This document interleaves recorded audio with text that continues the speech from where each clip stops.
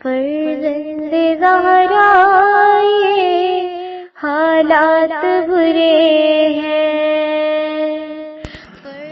کاشانہ بصیرت ایک ایسا مکمل یوٹیوب چینل جس پر محروم بصارت کے لیے بالخصوص اور تمام افراد کے لیے بالعموم سینکڑوں کی تعداد میں اسلامی کتب دستیاب ہیں۔ لہذا گزارش ہے کہ آپ اپنی ذمہ داری نبھاتے ہوئے کاشانہ بصیرت کو سبسکرائب کرنے کے ساتھ ساتھ بیل آئیکن کو پریس کیجیے تاکہ آپ علم کے حصول کے ساتھ ساتھ مذہب اہل بیت کی اشاعت میں بھی اہم کردار ادا کرتے رہیں۔ کاشانہ بصیرت۔ فرزند زہرا یہ حالات برے ہیں۔ بسم اللہ الرحمن الرحیم۔ السلام علیکم۔ یہ کتاب آپ کے لیے کاشانہ بصیرت کی یوٹیوب چینل کی جانب سے ریکارڈ کی جا رہی ہے۔ نام کتاب برزخ کا سفر نامہ، تالیف نعمت اللہ صالحی حاجی آبادی۔ اب ہم کتاب کا پارٹ نمبر 9 پڑھیں گے۔ دوسرا باب دخول قبر سے وادی برہوت تک، صفحہ نمبر 133، سود خوروں کا انجام۔ ہم اپنا سفر جاری رکھے ہوئے تھے، تھکن سے برا حال ہو رہا تھا اور مزید ایک قدم آگے بڑھنا دشوار دکھائی دے رہا تھا۔ میں نے کردار کی طرف دیکھ کر کہا، میں تو ایک قدم بھی آگے نہیں جا سکتا، میں یہاں کچھ دیر آرام کروں گا تاکہ میری تھکن دور ہو جائے اور پھر آگے چلیں گے۔ کردار نے کہا، کچھ ہی فاصلے پر ایک نہر موجود ہے، بہتر ہے ہم وہاں پہنچ کر کچھ دیر آرام کریں۔ اس کی بات سن کر میں بہت خوش ہوا اور جس طرح ممکن ہوا پھر چل پڑا۔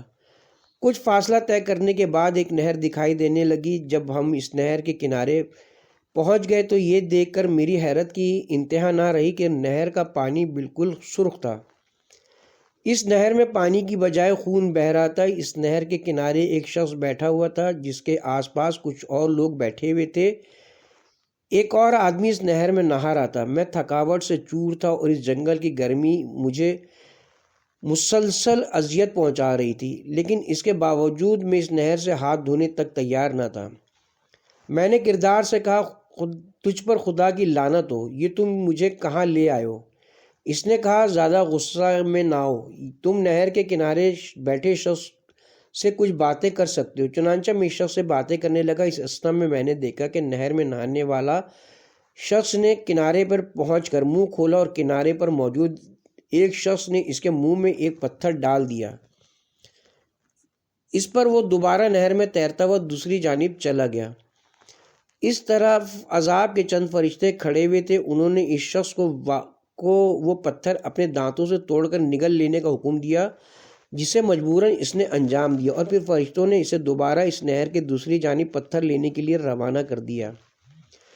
میں نے آگے بڑھ کر نہر کے کنارے بیٹھے اس فرشتے سے پوچھا، اے اللہ کے فرشتے، اس شخص کا کیا گناہ ہے جس پر اسے یہ عذاب دیا جا رہا ہے؟ اس نے جواب دیا، یہ شخص دنیا میں سود کھاتا تھا، یہ بڑے عرصے سے اسی عذاب میں مبتلا ہے۔ کچھ دیر بعد اس کا عذاب عارضی طور پر تھوڑی دیر کے لیے روک دیا جائے گا۔ اگر تم اس وقت تک صبر کر سکو تو اس شخص سے اس کی دنیاوی زندگی کے بارے میں باتیں کر سکتے ہو۔ مجھے یہ تجویز اچھی لگی۔ میں نے کہا، میں بڑی خوشی سے انتظار کر سکتا ہوں۔ دوسرے دل میں اس لیے بھی خوش تھا کہ کم از کم میں اس عذاب سے تو محفوظ ہوں، کیونکہ میں دنیا میں سود خور نہیں تھا۔ کچھ دیر بعد اس شخص کو عارضی طور پر عذاب سے رہائی مل گئی، جس پر وہ نہر سے باہر نکل آیا۔ اس کا پیٹ اتنا لٹک رہا تھا کہ اس کے لیے چلنا دشوار ہو رہا تھا۔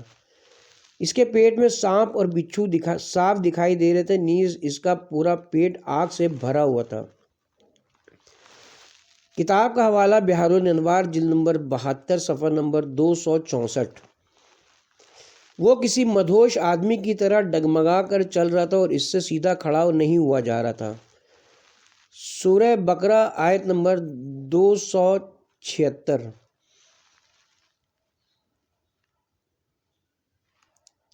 اس حالت میں وہ میرے قریب آ کر بیٹھ گیا۔ وہ پیٹ پر ہاتھ رکھ کر شدید درد کی وجہ سے پیچ و تاب کھا رہا تھا۔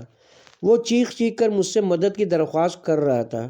میں نے کہا، اے عذاب میں گرفتار بیچارے، میں کچھ نہیں کر سکتا، تمہیں کچھ دیر تک یہ تکلیف برداشت کرنا ہوگی۔ تھوڑی دیر تک وہ اسی درد و تکلیف میں گرفتار رہا اور پھر آہستہ آہستہ اس کی حالت بہتر ہو گئی۔ اس دوران اس فرشتے نے بلند آواز میں کہا، اگر اس شخص نے دنیا میں قرآن مجید کا مطالعہ کیا ہوتا تو اسے معلوم ہوتا کہ خدا تعالی نے فرمایا، سود خور قیامت کے دن ایسے اٹھے گا جیسے اس پر کسی جن یا شیطان کا سایہ ہو، دیوانگی کی وجہ سے وہ لڑکھڑا رہا ہوگا۔ سورہ بقرہ آیت نمبر 275۔ اگر اس کی نظر سے رسول اکرم اور ائمہ معصومین علیہ السلام سے منقول احادیث گزری ہوتی تو اس کو معلوم ہوتا کہ پیغمبر اکرم صلی اللہ علیہ وآلہ وسلم نے سود خور کے بارے میں ارشاد فرمایا ہے، سود خور شیطان کے فریب میں گرفتار ہو کر اس دنیا سے رخصت ہوگا۔ تفسیر النور الثقلین جلد نمبر 1 صفحہ نمبر 291، بحار الانوار جلد نمبر 103 صفحہ نمبر 120، حکم الزہرا صفحہ نمبر 676۔ اس طرح آپ کا یہ بھی فرمان ہے کہ خدا تعالیٰ سود خور کے پیٹ میں اتنی آگ بھرے گا جتنا اس نے دنیا میں سود کھایا ہوگا۔ کتاب کا حوالہ ہے بحار الانوار جلد نمبر 76 صفحہ نمبر 367 367۔ اس سے یہ بھی معلوم ہوتا کہ آپ ہی کا یہ فرمان ہے کہ سود کی 70 اقسام ہیں اور اس کی سب سے کم ترین قسم کی اصل حقیقت کی مثال ایسے جیسے نعوذ باللہ کسی نے خانہ کعبہ میں اپنی ماں سے زنا کیا ہو۔ اللہ اکبر۔ کتاب کا حوالہ ہے خصائل شیخ صدوق جلد نمبر 2 صفحہ نمبر 583، روضۃ المنتقین جلد نمبر 12 صفحہ نمبر 238۔ دنیا میں سود خور کی اصلی حقیقت۔ اب سود خور کی حالت سنبھل گئی تو میں نے فوراً اس سے گفتگو کا آغاز کرتے ہوئے کہا، میں تمہارے بارے میں کچھ جاننا چاہتا ہوں کہ تم نے دنیا میں کیسے زندگی بسر کی۔ وہ کچھ دیر تک گہری سوچ میں ڈوبا ایک جانب دیکھے جا رہا تھا، پھر اس نے ٹھنڈی آہ بھر کر کہا، دنیا میں میرے پاس نعمتوں کی فراوانی تھی، میں اپنی زندگی سے خوب لطف اندوز ہو رہا تھا۔ میری زندگی کے زرق و برق کا اصل راز سود تھا۔ سود کے روپے پیسے سے میرا دسترخوان ہمیشہ انواع و اقسام کی لذیذ غذاؤں سے سجا رہتا۔ میں نے معاشرے کے بھوکے ننگے افراد کی حالت زار کے بارے میں کبھی نہ سوچا تھا، وہ لوگ کہ جن کے پاس کھانے کو سوکھی روٹی بھی نہیں ہوتی تھی۔ میں روزانہ غریب و بے نوا افراد کو جلتی دھوپ میں محنت و مشقت کے ساتھ کام کرتے ہوئے دیکھتا۔ وہ سود کی ادائیگی کے لیے بہت محنت و مشقت سے کام کرتے اور ہمیشہ پسینے میں ڈوبے رہتے ہیں۔ انہیں اس محنت و مشقت کا بہت کم معاوضہ ملتا۔ کام کی سختی اور بے پناہ تھکن کی وجہ سے مرجھائے ہوئے ان کے چہروں سے بہت سے غم اور پریشانیاں جھلک رہی ہوتی تھیں۔ چاہیے تو یہ تھا کہ میں ان کی دلجوئی کرتا، ان کی آنسو پوچھتا اور ان کے چہروں سے جھلکنے والی پریشانی کو کم کرنے کا سامان کرتا، اس کی معمولی سی مدد کر کے ان کی اور ان کے بیوی بچوں کی خوشی کا باعث بنتا۔ لیکن مجھ بدبخت کو کہاں یہ توفیق حاصل تھی۔ میں ان پر کوئی نیکی کرنے کے بجائے ان پر اپنے توہین آمیز جملوں کی بوچھاڑ کر دیتا۔ مجھے انہیں غمگین دیکھ کر خوشی محسوس ہوتی اور اگر کبھی کسی کی حالت پر کچھ رحم آتا بھی تو میں کسی تفریح میں مگن ہو کر اس غم کو فراموش کر دیتا۔ میں خوشیوں اور لذتوں سے معمور زندگی گزار رہا تھا، گویا دنیا کی ہر چیز میری مرضی کے مطابق چل رہی تھی۔ پھر اچانک زمانے نے مجھے کچل کر رکھ دیا اور ایک کے بعد دیگرے کئی مصیبتوں نے مجھے مکمل طور پر بے بس و لاچار کر کے رکھ دیا۔ ان مصیبتوں کی وجہ سے میں مسلسل پریشانیوں میں مبتلا رہنے لگا اور پھر دیکھتے ہی دیکھتے مختلف بیماریوں نے مجھے جسمانی طور پر نحیف و لاغر بنا دیا۔ اس کے باوجود میں یہی سوچتا رہا کہ میں دوبارہ ٹھیک ہو جاؤں گا اور میری کھوئی ہوئی توانائیاں بحال ہو جائیں گی۔ میں نے اپنے علاج معالجے کے سلسلے میں بہت سے اچھے ڈاکٹروں سے رجوع کیا اور بہت سی قیمتی دوائیں استعمال کی، لیکن کوئی چیز بھی کارگر ثابت نہ ہوئی۔ ہر روز ایک نئی بیماری میری حالت کو بد سے بدتر کر رہی تھی، یہاں تک کہ ماہر ترین ڈاکٹرز بھی میری بہبودی صحت سے مایوس ہو گئے۔ اب مجھے اپنے بستر کے آس پاس اپنے اہل خانہ کی مایوسی بھری سرگوشیاں سنائی دینے لگی تھیں۔ کوئی کہتا اب کچھ سوچنا چاہیے، اس کی حالت تو بہت خراب ہو چکی ہے، لگتا ہے کہ اب یہ بچ نہیں سکے گا۔ کوئی کہتا ہے شاید ٹھیک ہو جائے، ہمیں مایوس نہیں ہونا چاہیے، ہم سب کو مل کر اس کی صحت و سلامتی کے لیے دعا کرنی چاہیے۔ کوئی اور دوسروں سے میری موت کی تعزیت کرتے ہوئے کہتا اب کیا ہو سکتا ہے، ہمیں اپنے مرحومین کو یاد کرنا چاہیے، موت نے آخرکار ہر گھر کا چکر لگانا ہے۔ کوئی اور کہتا دنیا نے آج تک کسی سے وفا نہیں کی اور نہ ہی اب ایسا کرے گی، اس کا تو ہمیشہ سے یہ معمول رہا ہے کہ روزانہ کسی کو لاتی ہے اور کسی اور کو لے جاتی ہے۔ زندگی سے مکمل نا امید ہو جانے پر مجھے اپنے گھر والوں، دوستوں اور رشتہ داروں سے جدائی کا غم کھائے جا رہا تھا۔ وقت گزرنے کے ساتھ میری زبان کی تراوت ختم ہو گئی، آنکھوں کی بینائی جاتی رہی، کان بھاری ہو گئے اور بدن کے باقی اعضاء بھی بالکل کمزور پڑ گئے۔ پھر مجھ پر بیک وقت دو بلائیں نازل ہوئیں، ایک موت کا فرشتہ اپنے تمام ہیبت و دہشت کے ساتھ، اور دوسرے حسرت و ندامت۔ جی ہاں، اپنے آخرت کے سفر کے لیے زیادہ راہ فراہم نہ کرنے پر سخت و ندامت و حسرت۔ موت کا سایہ آہستہ آہستہ مجھے اپنی لپیٹ میں لے رہا تھا، میری قوت سماعت جواب دے گئی اور زبان بے حرکت ہو گئی۔ اس موقع پر میں اپنے اہل و عیال اور رشتہ داروں کے درمیان بے جان پڑا ہوا تھا، نہ تو مجھے کچھ سنائی دے رہا تھا اور نہ میں کچھ بول سکتا تھا۔ میں اپنی بے رونق آنکھوں سے انہیں تک رہا تھا، مجھے ان کی حرکات نظر آ رہی تھی لیکن ان کی باتیں سنائی نہیں دے رہی تھیں۔ موت رفتہ رفتہ میرے قریب آ رہی تھی، یہاں تک کہ میری بینائی بھی جاتی رہی اور پھر میری روح کا پرندہ میرے بدن کے پنجرے سے پرواز کر گیا۔ نہ میرے جوان بھائی کی دلخراش آہیں میرے کسی کام آئیں، نہ میرے اہل خانہ کی گریہ و زاری، اور نہ ہی میری ماں اور بیٹی کے کلیجہ پھاڑ دینے والے بین مجھے بچا سکے۔ بعد ازاں اس نے مجھے روح کے قبض ہونے کے موقع پر اسرائیل کے ہیبت ناک چہرے اور جان کنی کی اذیت ناک کیفیت سے آگاہ کرنا شروع کیا۔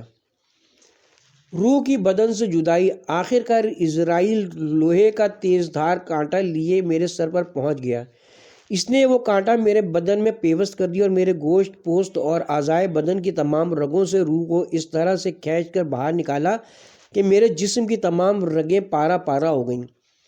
میں نے خود کو ایک جانب کھڑا پایا جبکہ میرا مردہ بدن میرے اہل خانہ کے درمیان بے جان پڑا ہوا تھا۔ وہ میرے مردہ جسم سے خوف کھا رہے تھے اور اس کے نزدیک آنے سے ہچکچا رہے تھے۔ میرے بچے ڈر کے مارے میری لاش کی طرف دیکھنے سے گریز کر رہے تھے اور سہم کر اپنی ماں سے لپٹے ہوئے تھے۔ میری بیوی اس بات پر تیار نہ تھی کہ میری لاش رات بھر اس کمرے بلکہ اس گھر میں رہے۔ اس نے چند رشتہ داروں کی مدد سے اسی رات میری لاش کو سرد خانے بھجوا دیا۔ میں اس موقع پر چیخ چیخ کر کہہ رہا تھا، ارے مجھے آج کی رات تو گھر میں اپنے بچوں کے پاس گزار لینے دو، لیکن میری آواز کسی کو سنائی نہیں دے رہی تھی۔ میری ماں بضد تھی کہ لاش کو گھر میں ہی رہنے دیا جائے، لیکن میری بیوی کا کہنا تھا کہ بچوں کو لاش سے ڈر لگتا ہے۔ جی ہاں، یہ وہی بچے تھے جو میرے کسی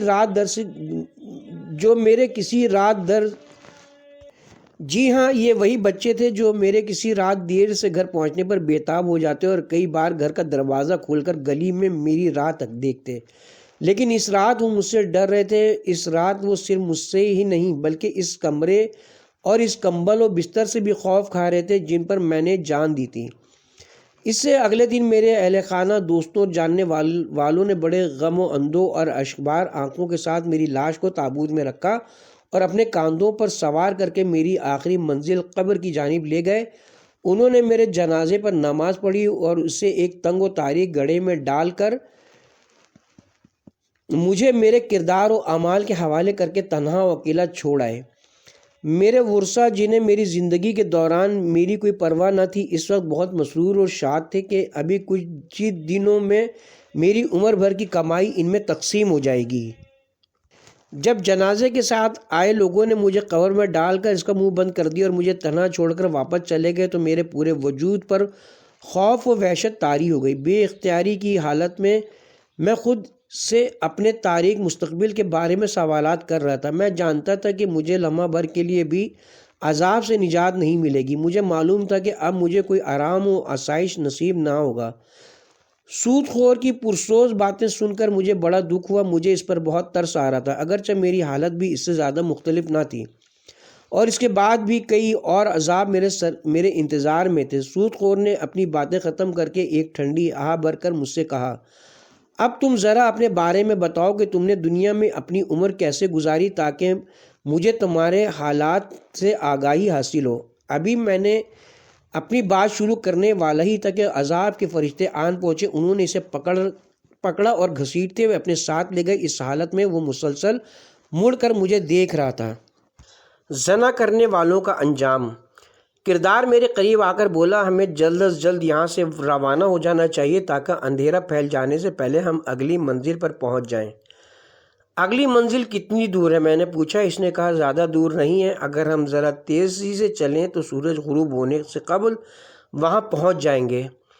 تھکن اور پیاس سے میرا برا حال ہو رہا تھا، پورا بدن درد سے چور تھا۔ اس جنگل کے کانٹے اور پست و بلند راستے میری اذیت میں مسلسل اضافہ کر رہے تھے، لیکن اس کے باوجود میں تیز چلنے کی کوشش کر رہا تھا۔ ہم جتنا آگے جا رہے تھے صرف ویران جنگل ہی دکھائی دے رہا تھا اور آبادی کے دور تک کوئی آثار نظر نہیں آ رہے تھے۔ میں نے کردار سے پوچھا، آخر اگلی آرام گاہ کہاں ہے اور ہم کب وہاں پہنچیں گے؟ سورج غروب ہونے کو ہے اور دور تک کہیں کوئی منزل نظر نہیں آ رہی۔ تا حد نظر بے آب و گیا چٹیل میدان ہے۔ یہ سن کر کردار نے کہکے لگانے شروع کر دیے اور کہا، اے مفلوق الحال، تم تو صرف دنیا کو اپنی آرام گاہ سمجھتے تھے، اب تمہیں یہاں کس آرام گاہ کی تلاش ہے؟ زیادہ گھبرانے کی ضرورت نہیں ہے، اگلی منزل اب زیادہ دور نہیں ہے۔ اگر سورج غروب بھی ہو گیا تو کوئی بات نہیں، ہمیں وہاں پہنچنے تک اپنا سفر جاری رکھنا ہے۔ سورج آہستہ آہستہ غروب ہو کر پہاڑوں کے پیچھے غائب ہو گیا۔ ہم مسلسل سفر کر رہے تھے یہاں تک کہ مکمل اندھیرا چھا گیا۔ اس اثنا میں اچانک مجھے انتہائی گندی اور غلیظ بدبو محسوس ہونے لگی۔ یہ بدبو اتنی شدید تھی کہ میرا سر چکرا کر رہ گیا اور میں زمین پر گر پڑا۔ مجھے لگ رہا تھا کہ زمین و آسمان میرے گرد گھومے جا رہے ہیں۔ میں نے کردار سے پوچھا، یہ بے حال کر دینے والی بدبو کہاں سے آ رہی ہے؟ کردار نے کہا، کیا ہوا؟ کیا تم ابھی سے اس گندی بدبو سے پریشان ہو؟ یہ غلیظ بدبو زناکار عورتوں اور مردوں کی شرمگاہوں کے خون اور غلاظت سے شدید حرارت کے ساتھ اٹھ رہی ہے۔ ابھی تو ہم اس بدبو سے کئی کلومیٹر دور ہیں۔ اٹھو اور چلیں کیونکہ ہمارے پاس زیادہ وقت نہیں ہے۔ قیامت کے دن اہل جہنم کو دوزخ کی آگ سے زیادہ اس غلیظ بدبو سے اذیت پہنچے گی۔ اس دن شرابیوں کو پانی کی بجائے یہ غلاظت اور خون پینے کو دیا جائے گا۔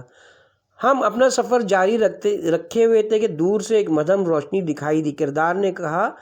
کردار نے میری طرف دیکھ کر کہا، اب خوش ہو جاؤ، ہم اگلی منزل کے قریب پہنچ چکے ہیں۔ ذرا تیز چلو تاکہ ہم جلد از جلد وہاں پہنچ جائیں۔ مجھے اس بات پر حیرانی تھی کہ آج رات مجھے آرام کا موقع مل جائے گا۔ کچھ آگے جا کر میرے کانوں سے مختلف آوازیں ٹکرانا شروع ہو گئیں، پھر اس شور میں اضافہ ہوتا چلا گیا۔ جب ہم اس جگہ کے بالکل قریب پہنچ گئے تو پتہ چلا وہ دکھائی دینے والی روشنی دراصل آگ کی ان شعلوں کی تھی جو ایک گہرے کنویں میں جل رہی تھی، اور وہ شور و غل کی آوازیں ان عورتوں اور مردوں کی تھیں جو اس آگ کے شعلوں میں جل رہے تھے۔ ان کی شرمگاہوں سے غلاظت اور خون نکل رہا تھا جس کی گندی بدبو چاروں طرف پھیلی ہوئی تھی۔ اسی اثنا میں عذاب کے فرشتے وہاں پہنچ گئے۔ انہوں نے کہا، ایک ہفتے تک تم بھی اس کنویں میں جلنے والی آگ کے مہمان بنو گے۔ میں نے کہا، اے اللہ کے فرشتوں، تمہیں خدا کا واسطہ مجھے چھوڑ دو، مجھے مزید کسی اور عذاب میں گرفتار نہ کرو، کیونکہ میں اب تک بہت سی اذیتیں برداشت کر چکا ہوں۔ اب میری ہمت جواب دے چکی ہے۔ اس کے علاوہ مجھے ابھی بڑا لمبا سفر بھی طے کرنا ہے۔ ایک فرشتے نے غضبناک ہو کر کہا، اس کنویں میں جلنے والے مرد اور عورتوں کو بھی تیری طرح اپنا بقیہ سفر طے کرنا ہے۔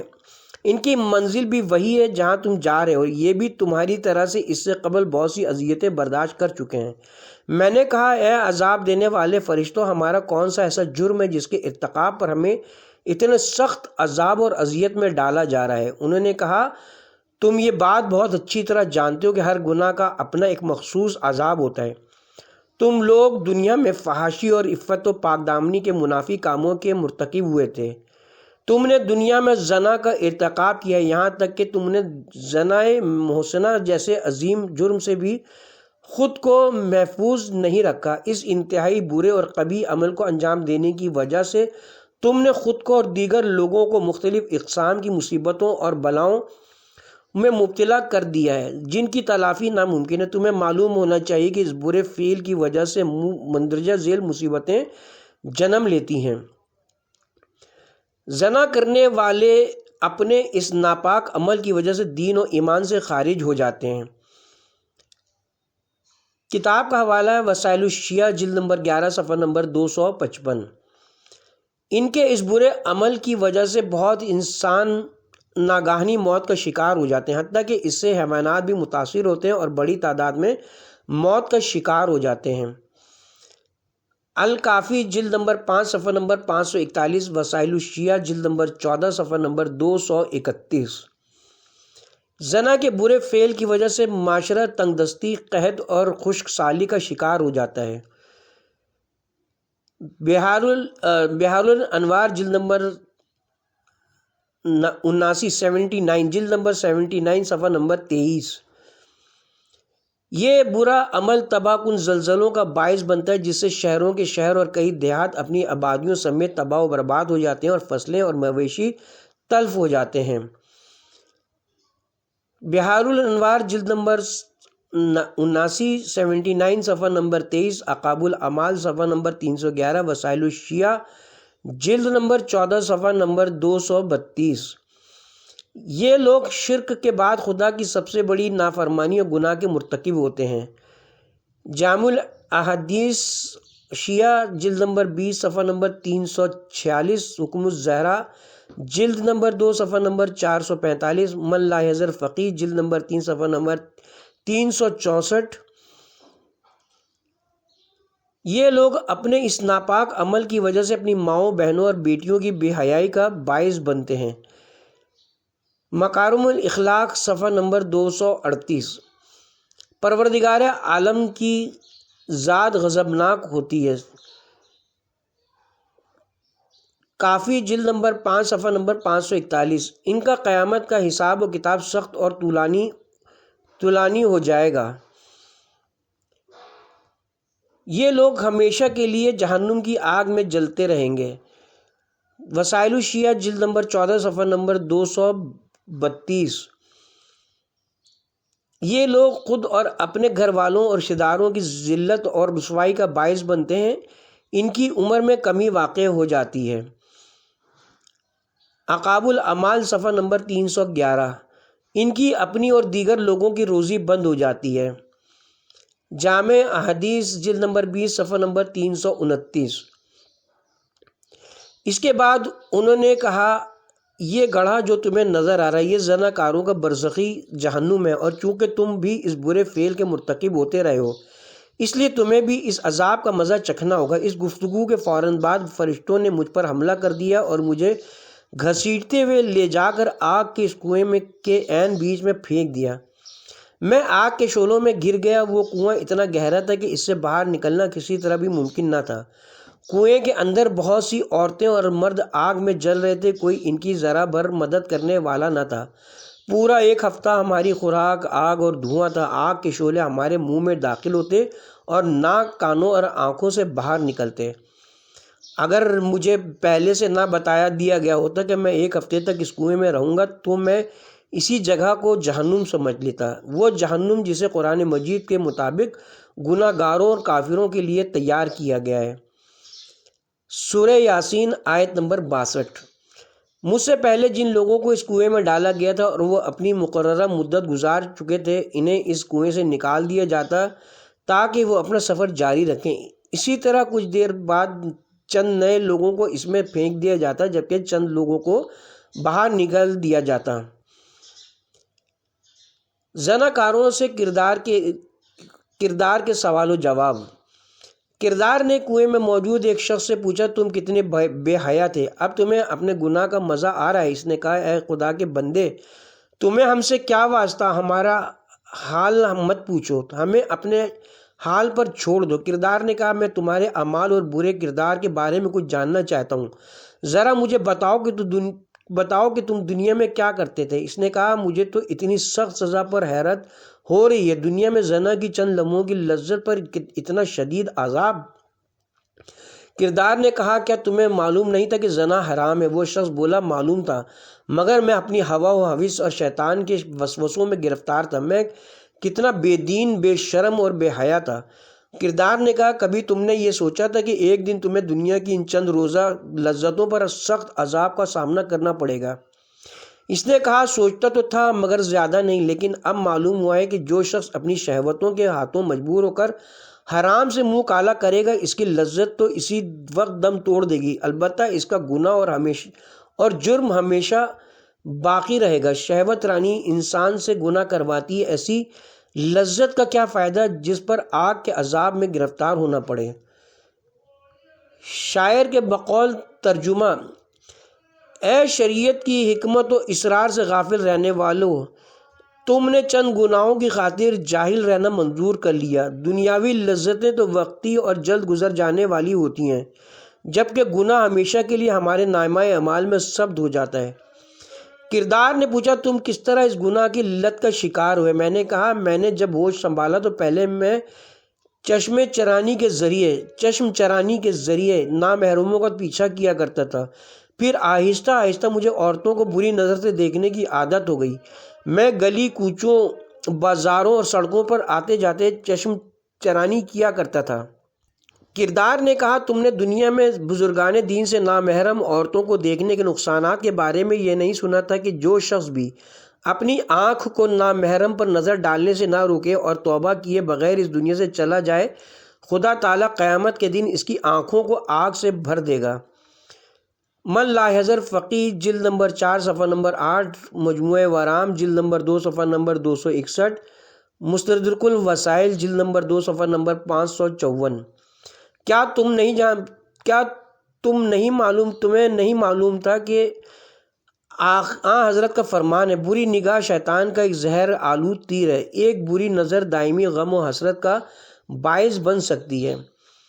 جامع الاخبار صفحہ نمبر 109، الاسناء العشریہ صفحہ نمبر 10، محاسن برقی جلد نمبر 1 صفحہ نمبر 109۔ کیا تم نے نہیں سنا تھا کہ آپ صلی اللہ علیہ وآلہ وسلم نے فرمایا عورتیں شیطان کا سب سے مضبوط ہتھیار ہیں؟ کلمۃ الرسول الاعظم صفحہ نمبر 450 کتاب کا حوالہ تھا، یعنی شیطان ان کے ذریعے مردوں کو اپنے جال میں پھنساتا ہے۔ کیا تم نے دنیا میں کسی سے یہ نہیں سنا تھا کہ حضرت عیسیٰ علیہ السلام نے اپنے اصحاب سے فرمایا تھا نامحرم پر بری نظر ڈالنے سے بچو، کیونکہ یہ نظر انسان کے دل میں شہوت کا بیج بوتی ہے اور یہ اس کی گمراہی کے لیے کافی ہے۔ اعمالی شیخ مفید صفحہ نمبر 121، مستدرک الوسائل جلد نمبر 2 صفحہ نمبر 554۔ کیا تم نے نہیں سنا کہ بار بار بری نظر ڈالنے سے دل میں شہوت پیدا ہوتی ہے اور پھر یہی بات اس شخص کی گمراہی کا باعث بن جاتی ہے؟ روضۃ المتقین جلد نمبر 9 صفحہ نمبر 434۔ کیا کسی نے تمہیں اپنی آنکھوں کو نامحرم پر نظر ڈالنے سے محفوظ رکھنے کے لیے ان فوائد سے آگاہ نہیں کیا؟ اور جو شخص اپنے آنکھ کو نامحرم پر نظر ڈالنے سے محفوظ رکھتا ہے، خدا تعالیٰ اسے ایسا نصیب فرماتا ہے جس کی شیرینی اور مٹھاس اسے اپنے قلب و جان میں صاف محسوس ہوتی ہے۔ مستدرک الوسائل جلد نمبر 2 صفحہ نمبر 554۔ جو شخص اپنے آنکھ کو نامحرم پر نظر ڈالنے سے محفوظ رکھتا ہے، خدا تعالیٰ اسے ایسا ایمان نصیب فرماتا ہے جس کی شیرینی اور مٹھاس اپنے قلب و جان میں صاف محسوس ہوتی ہے۔ جامع الاخبار صفحہ نمبر 170۔ کتاب کا نام نہیں پڑھا جا رہا ہے، لہٰذا اس کو رہنے دیتے ہیں۔ جو شخص اپنی آنکھ کو نامحرم پر نگاہ ڈالنے سے بچائے، خداوند کریم اسے عبادت کی حقیقی لذت اور سرور سے بہرہ مند فرمائے گا۔ کتاب کا حوالہ ہے مستدرک الوسائل جلد نمبر 2 صفحہ نمبر 554۔ کیا تم نے یہ حدیث نہیں سنی کہ اپنی نگاہوں کو نامحرموں سے محفوظ رکھو تاکہ تمہیں زمین و آسمان کے عجائب نظر آئیں؟ مصباح الشریعہ صفحہ نمبر 9، مصدرک الوسائل جلد نمبر 2 صفحہ نمبر 554۔ کیا حضرت علی علیہ السلام نے یہ نہیں فرمایا کہ حرام سے اپنی آنکھ کو محفوظ رکھنا زہد سے بھی زیادہ بلند ہے؟ کتاب کا حوالہ ہے غرور الحکم صفحہ نمبر 507۔ لہٰذا نیز آپ بھی کا ارشاد گرامی ہے، حرام سے چشم پوشی کی فضیلت عبادت سے بھی زیادہ ہے۔ کتاب کا حوالہ ہے غرور الحکم صفحہ نمبر 509۔ کیا تم نے امام جعفر صادق علیہ السلام کا یہ فرمان نہیں سنا کہ اگر کسی شخص کی نظر نامحرم پر پڑے اور وہ اپنی آنکھوں کو آسمان یا زمین کی طرف موڑ دے تو خدا تعالیٰ اس کے لیے جنت میں ایک حور پیدا فرما دیتا ہے؟ کتاب کا حوالہ بحار الانوار جلد نمبر 74 صفحہ نمبر 4۔ کیا تمہیں کسی نے نہیں بتایا کہ قرآن پاک میں آنکھ کو نامحرم پر نظر ڈالنے سے بچانے کے بارے میں یہ ارشاد ہوا ہے؟ اے نبی، مومنین سے فرما دیجئے کہ وہ اپنی نگاہوں کو نامحرم پر نظر ڈالنے سے محفوظ رکھیں اور اپنی شرم گاہوں کو بے حیائی سے بچائے رکھیں، کیونکہ ان کا یہ عمل نامحرم پر نظر ڈالنے سے بہتر ہے اور خدا تعالیٰ ان کے اعمال سے خوب آگاہ ہے۔ کتاب کا حوالہ ہے سورہ نور آیت نمبر 29-30۔